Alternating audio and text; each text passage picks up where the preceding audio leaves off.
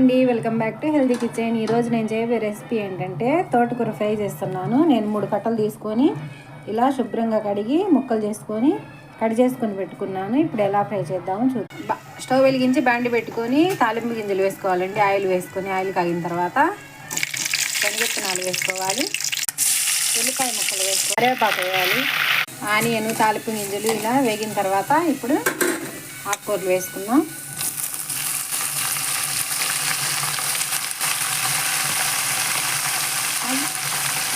తోటకూర వేసుకొని తోటకూర కొంచెం మగ్గిన తర్వాత ఇందులో పసుపు రుచికి సరిపడా సాల్ట్ వేసుకోవాలి. ఇందులో సాల్ట్ కొంచెం సాల్ట్ ఎక్కువ ఉండిద్ది కదా, అందుకని అది చూసి వేసుకోవాలి. పెట్టేసి మగ్గనిద్దాం. ఇప్పుడు ఉల్లిపాయలు వేయాలండి. పాయలు నల్లగొట్టి వేసిన తర్వాత 2 స్పూన్ల కారం వేసుకోవాలండి. తోటకూర ఫ్రై రెడీ అయిపోయింది. హెల్దీ ఫుడ్ నచ్చితే లైక్ చేయండి, షేర్ చేయండి. బాయ్.